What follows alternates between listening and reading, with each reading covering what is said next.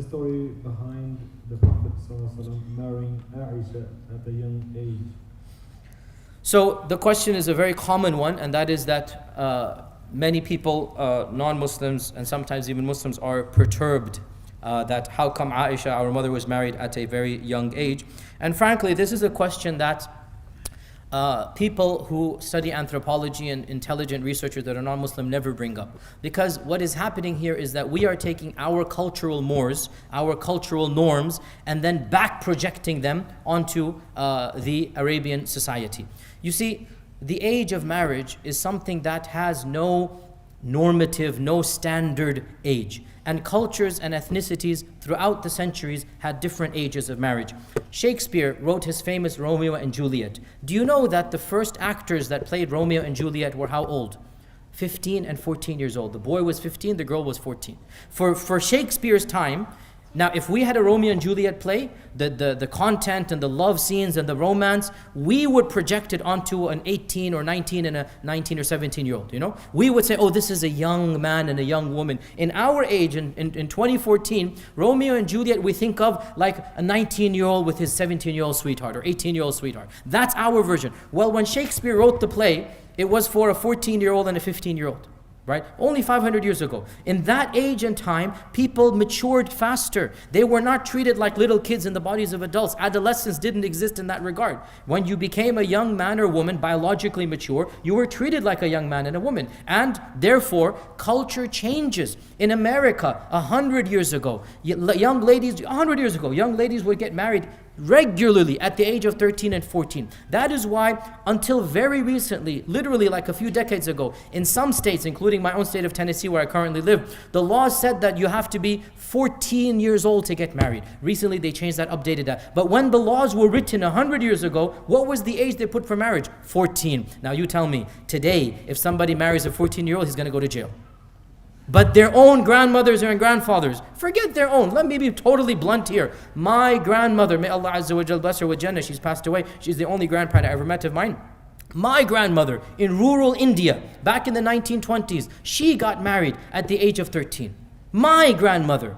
And I knew her as a very righteous, as a very good, Muslim lady. She never complained or she was irritated her whole life. My father married me when I was 13. She had a great grandfather, that's my grandfather. She's a great husband. She had lots of children. That was the cultural norms. Why are you defending Aisha when Aisha was the happiest wife in the whole world?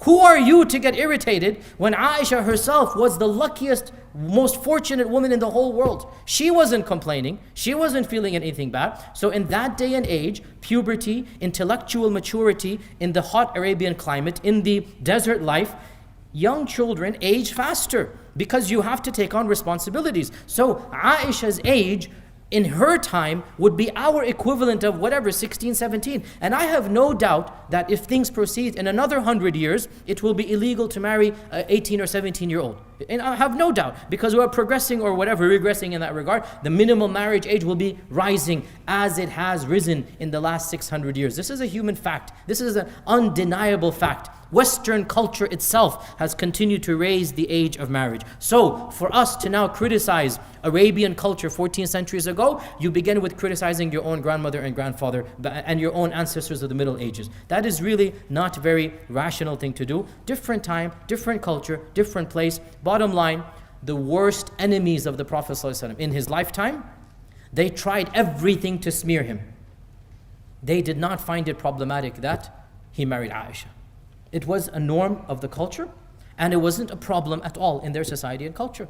Even his worst enemies, not a single comment, because this is the norm. Aisha herself is a happy wife. She is a loving wife. She has so many ahadith of the Prophet ﷺ. She clearly has not been traumatized.